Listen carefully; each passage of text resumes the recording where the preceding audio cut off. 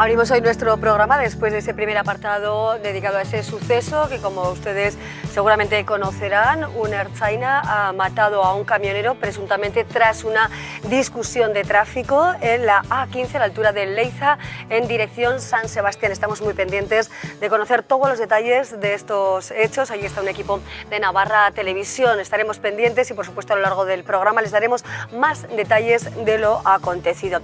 Pero la vida sigue y hablamos de la actualidad política, de las conversaciones para conformar el futuro gobierno de Navarra y el Ayuntamiento de Pamplona. Ayer estuvo con nosotros el parlamentario electo, en este caso de Geroa, Baikoldo Martínez. Hoy Laura Pérez, candidata electa de Podemos, nos acompaña. Laura Pérez, ¿qué tal? Bienvenida, buenas tardes. Hola, buenas tardes. Gracias por estar con nosotros, gracias por tu compañía. En un día complicado hemos tenido la oportunidad de escuchar a Pablo Iglesias, al líder de Podemos, en el programa de Ana Rosa, con unas polémicas declaraciones sobre Navarra. Exactamente, Pablo Iglesias ha dicho que es una vergüenza que los corruptos en Navarra usen a las víctimas para imponer alcalde en Pamplona. ¿Qué opinión le merecen estas palabras de Pablo Iglesias?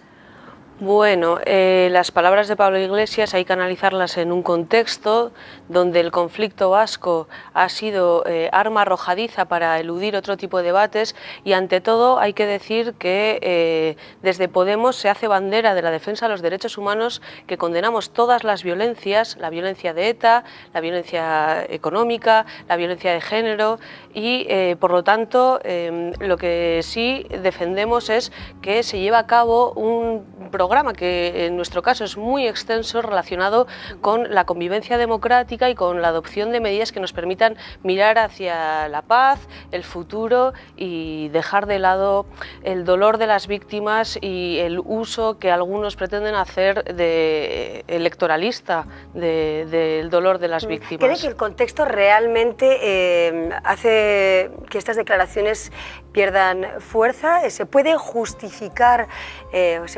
las declaraciones de Pablo Iglesias por un contexto, como dice usted, o no? El contexto hay que analizarlo tal y como es. Ahora mismo la sociedad navarra ha votado en un sentido, y en el caso de Pamplona aparentemente ha sido un voto mayoritario hacia un voto de cambio que va a tener que ser protagonizado por Bildu. Bildu es un partido legal que condena la violencia en sus estatutos, y entendemos que hay que llevar las cosas por vías distintas. De una parte hay que hacer todo un proceso de memoria, verdad, justicia y reparación de todas las víctimas, y que compete a toda la sociedad navarra llevarlo a cabo, y por otro lado hay que analizar cuál ha sido la voluntad popular y cómo hacer frente a la nueva configuración de ayuntamientos, gobiernos, separando discusiones. Sí, ¿usted está de acuerdo con las declaraciones de Pablo Iglesias? ¿Cree que UPN utiliza la memoria de las víctimas para imponer la alcaldía de Pamplona? ¿Cree que utiliza la memoria? Creo que incluso hay personas de UPN y del Partido Popular que probablemente condenen el hecho de que se esté usando su dolor para fines partidistas, y esto lo creo firmemente, porque es un dolor que es íntimo y que ha de trascender socialmente, pero ha de canalizarse por otras vías que no las partidistas o políticas. Laura Pérez, me gustaría que escuchara también las palabras de la concejala María Caballero. Como saben, como prácticamente todo el mundo sabe, su padre, Tomás Caballero, concejal regionalista, fue asesinado por la banda terrorista ETA. También me gustaría que escucháramos al alcalde de Pamplona, Enrique Maya, y que valoráramos esa posición que mantienen los regionalistas tras escuchar a Pablo Iglesias. Y yo le emplazo al señor Iglesias a que me lo diga a la cara, que me mire a los ojos, que mire a los ojos de mi familia, de mi madre, y que diga que estamos utilizando la memoria de mi padre en este caso. Insulto y la calumnia, en resumen, la amenaza hacia quien no piensa como él. Es de sinvergüenzas, realmente de sinvergüenzas, ser insensible al dolor de las víctimas. No hay mayor corrupción que aceptar la violencia como acción política. Bueno, esas son las palabras. ¿Debe rectificar o no Pablo Iglesias? Pablo Iglesias tendrá que hacer lo que tenga que hacer. ¿Pero usted le recomendaría que rectificara, Laura, o no? Y yo recomendaría que se contextualizara cada cosa y se hiciera un análisis global de todo ello. Yo respeto muchísimo el dolor de María Caballero y de toda su familia, del mismo modo que respeto el dolor de muchas otras víctimas. En Navarra no puede haber víctimas de primera y de segunda clase, y yo recomendaría a todo el mundo que leyera el contenido de nuestro programa, donde de manera muy explícita se viene a decir que hay que deslegitimar de forma radical el uso de la violencia y que se contemplan medidas como un instituto de la memoria, no solo para la memoria reciente, sino también para la memoria histórica. Contempla medidas como una Dirección General de Derechos Humanos, a través de las cuales canalizar todo tipo de políticas para la paz, para la convivencia democrática y para empezar a ser un pueblo que empieza a hacer un reconocimiento de todas las víctimas, porque es una cuestión ética. ¿Pero le parece positivo, conciliador en este clima actual esas frases, esas palabras? No me parecen positivas ni unas ni otras. Creo que esto es algo que corresponde a toda la sociedad, hacer un análisis de nuestra historia reciente, y tan dolorosas como las palabras de María, me parecen también gestos de dolor que he visto en otros espacios de memoria histórica, donde 70 años después hay personas que siguen buscando a sus familias y tampoco se ha respetado lo que ha sido una ley de memoria histórica. Existen muchas víctimas y tenemos mucho que aprender de nuestra historia. De este caso concreto, Laura, yo le pregunto si a usted le parece oportuno que, por ejemplo, Pablo Iglesias haga una rectificación, o si usted, en nombre de Podemos en Navarra, le parecería oportuno o correcto o no pedir una rectificación, porque UPN, por ejemplo, anuncia que se puede querellar contra Podemos. ¿Sería oportuno o no sería partidaria de este movimiento, vamos? Yo opino que no hay más que leer nuestro programa para entender que nuestro rechazo total y sin fisuras contra todas las violencias es más que explícito, y que además defendemos los derechos humanos de las víctimas de ETA y de muchas otras víctimas, y que querellen si lo consideran oportuno y que los tribunales resuelvan. Se habla de corruptos y sinvergüenzas. En este caso comparte también la opinión el Partido Regionalista, que es quien ha gobernado nuestra comunidad, y el Ayuntamiento de Pamplona y el Gobierno de Navarra. ¿Usted considera que estos dirigentes son corruptos y sinvergüenzas? Ha habido claramente una mala gestión de lo que ha sido el gasto público, y en este sentido entendemos que tiene que haber una revisión de todas esas gestiones, y desde luego en un contexto de crisis donde ha habido familias que están sufriendo muchísimo, que también son víctimas de la violencia económica, a las cuales no se les ha atendido mientras se llevaban a cabo otro tipo de políticas económicas que desatendían a esas necesidades más urgentes, entendemos que yo no soy partidaria de insultar a nadie, pero desde luego los tribunales habrán de actuar en cada caso, y en cualquier caso hay que atender a esas necesidades de una sociedad que está sufriendo. ¿Van a estar ustedes en el nuevo gobierno o lo van a apoyar desde fuera? Es algo que tenemos que debatir a nivel interno, desde dónde se pueden llevar a cabo políticas más transformadoras y un cambio profundo. No contamos con un mero maquillaje, queremos que se lleven a cabo políticas que atiendan las necesidades de las personas. Pero eso desde dentro del gobierno sería más... ¿Sería usted proclive a estar dentro del gobierno aunque lo tengan que debatir, o quizá desde fuera el papel puede ser similar? Hay que valorar los pros y contras de estar en una posición u otra, y eso es lo que estamos ahora en fase de debate. Las negociaciones todavía no han aterrizado a lo concreto, no hemos pasado a la arena de lo que es la medida que va a determinar una política u otra, y por lo tanto es en ese momento cuando tengamos que elegir si estamos o no estamos. Si están dentro del gobierno, cabría la posibilidad de que alguna persona, un dirigente de Podemos o afín,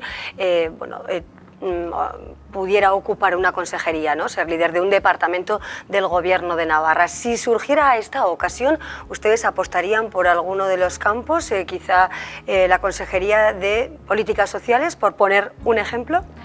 Pues lo que le dijimos... Teniendo en cuenta en cierta medida su programa, muy centrado en el tema de las políticas sociales. Fundamentalmente es el eje vertebrador de todo nuestro programa, el rescate ciudadano frente al rescate de los bancos. Abogamos por el rescate ciudadano, y tal y como le comentamos el otro día a Geroa Bay, no sirve de nada una consejería de políticas sociales si esta carece de recursos y de contenidos, y sobre todo de transversalidad para abordar todas las políticas de gobierno que se lleven a cabo. Por lo tanto, más allá de de en qué se invierte cada partida presupuestaria, hay que analizar cómo se recauda ese dinero para luego poder invertir en políticas sociales, en recuperación de lo público. Por o sea, lo que había tanto, una prioridad para este departamento en detrimento de otros, quizá.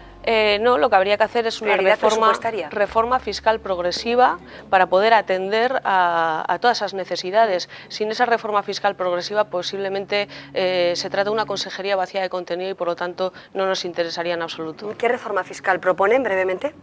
Pues una reforma fiscal que está a continuación tengo una reunión para determinar todos esos informes y contenidos. La reforma como tal es algo... Los que más ganan pagan más. Va en esa línea, pero es algo bastante más complejo que decir los que más tienen que paguen más, pero sí que atiende a ese criterio de equidad y de redistribución, atendiendo a quienes menos tienen, puedan subsistir en condiciones de dignidad y quienes más tienen se enriquezcan un poquito menos. Hablemos de los cargos. Ayer hablábamos con Guero Abay y se planteaba no tanto un gobierno tecnócrata, pero sí, por ejemplo, que fueran funcionarios quienes ocupen las direcciones generales del gobierno. ¿Ustedes van por el mismo camino? ¿Consideran esta fórmula la más adecuada? La posibilidad, por ejemplo, también de que no haya cargos de designación, que sean todos funcionarios, quizá en el segundo y tercer nivel después de los consejeros. ¿Están de acuerdo? Hay que hacer una revisión total de lo que son los órganos internos del gobierno, las consejerías. A veces se han dado circunstancias donde directores generales han mandado más que el propio consejero. Hay que valorar... ¿En algún caso concreto en esta legislatura? Se han dado casos, sí. ¿Quiere concretar o no? No, porque bueno, hay información que estamos recibiendo de pues decisiones que se toman incluso al margen de las personas a quienes competen. Entonces hay que establecer muchísimas medidas para hacer una revisión total de lo que es el funcionamiento de un gobierno, y nosotros no entendemos que tenga que ser necesariamente a través de un gobierno tecnócrata, sino que obviamente todas las políticas han de tener una dirección política para cumplir con el programa de cada gobierno y todos sus objetivos, pero sí que hay que potenciar que los funcionarios públicos, que son personas independientes, puedan hacer su trabajo, se les proteja en aquellos casos en los que detecten alguna irregularidad para poder denunciarla y que no sean apartados, y bueno, nuestro programa en ese sentido contempla muchísimas medidas, pero bastaría con cumplir la actual ley de transparencia en su totalidad. Hoy el líder de Podemos también hablaba de que si hay que saltarse las leyes injustas, hay que saltárselas. ¿Usted cree que hay alguna ley injusta en Navarra que sería conveniente superarla, no trabajar acorde con esa legislación o no?